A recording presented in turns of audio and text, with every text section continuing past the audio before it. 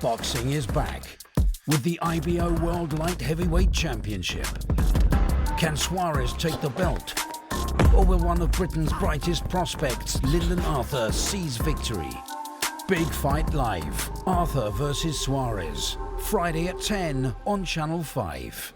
This is KUGAN CASSIUS for IFL TV, proudly sponsored by Everlast. We're at the weigh-in here for a Coley Light here in Manchester. I'm joined by Liam Smith. I was going to address you as a champion, but you ain't got a belt, have you? I've got a belt with me, like I'm not champion though. Looked like I was fighting today. My Team Smith's up on, turns up with me belt, but no, not fighting. I know you did an interview yesterday on IFL with Razza, but yeah, is it just a bit of a frustrating time for you at the moment, or are things kind of looking a little bit more like they could be a bit clearer for you what's happening with your future?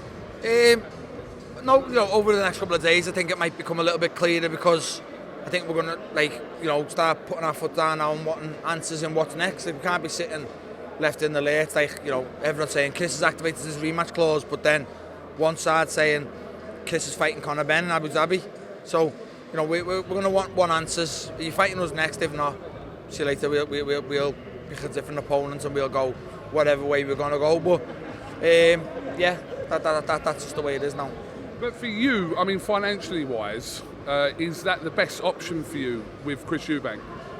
I don't know. That's the sticky part of what me and my team are going through now. There's a couple of little things that have been, like I say, I don't know. It's a bit messed up my end on that situation, but we'll get to the bottom of it. If not, we'll go ahead with what it is, and I'll have me fight with Chris Eubank next, or whoever it may be.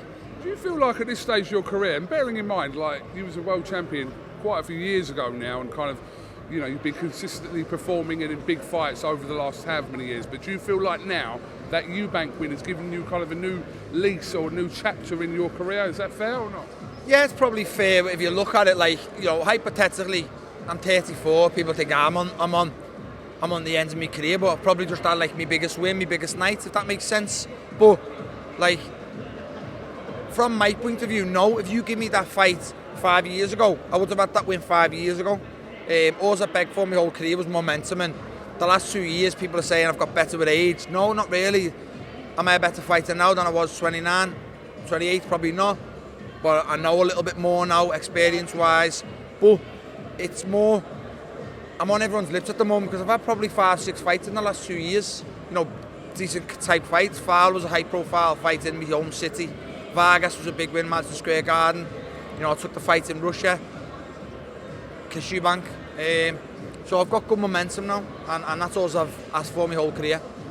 So for you, as you kind of, before you call it a day, whenever that is it about earning as much money as you can, or is it about winning another world title?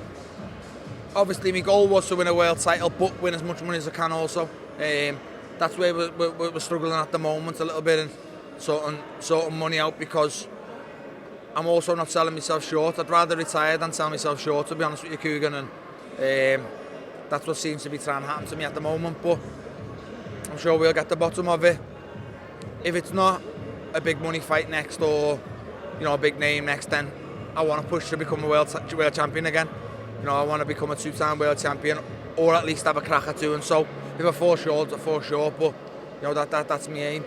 I'm assuming at the grand old age of, what are you? 31? 33. 33? No, I'm 34 really. 34, okay, but you want to keep active. That's got to be important to you to make sure you're consistently fighting at this level. Yeah, of course, that's what's the best thing for me. That's why I'm still getting the results I'm getting, but it's also why, I can't really sit out the ring for 8-10 months while I'm 34 years of age. That's when you do go old.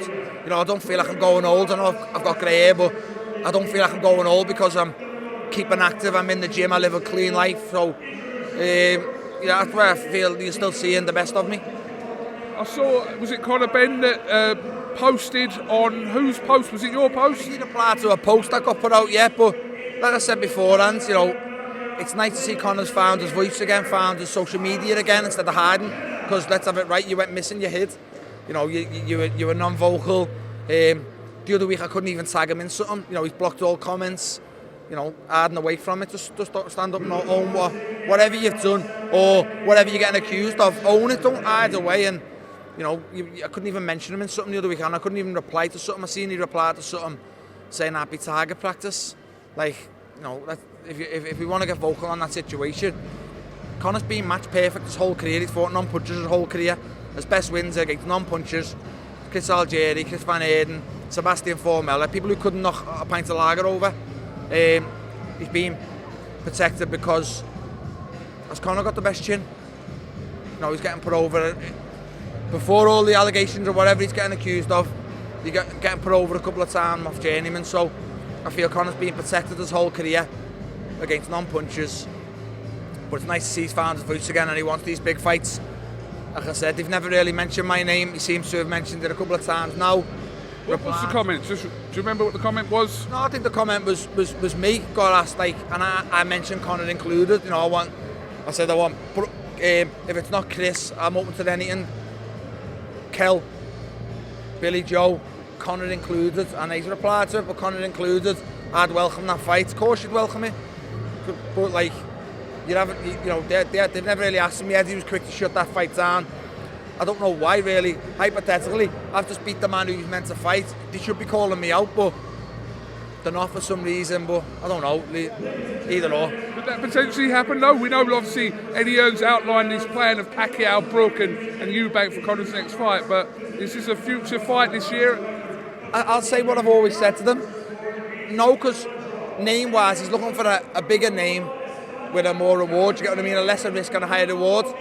I'm a high risk for him, but a lower reward. If that makes sense, I'm probably a higher reward now because I've just beat Chris. But again, if he wants to talk about, he's done the 2-round thing. I hope he does fight Chris next, and I'll bet him as much money as he wants. He doesn't do Chris earlier than I done him. There's one for you. Really? Yeah, all that bollocks. I'd have done it in 2 rounds. All the shit. You might have done it in 2 rounds if you didn't get caught doing what you were doing, but I've done it for you. But if you fight Chris next, I'll have you the bet that you don't do him quicker than I done him. Okay, the weigh-in's just about to start, so Liam Smith, thank you very much for talking to IFL TV, and big Fraser Clark behind you there, strolling in. And we'll catch up with you again soon. Sam, mate, nice one, Coop. Top man. Refuse to not be first. Do we do enough? Well, I never shut up about it. It must have been about 16, 17. We nicked their guilt rings. Right, the bouncer's guilt ring. This is no good for me. That's the reality. If you want the honest truth, and I see it every day,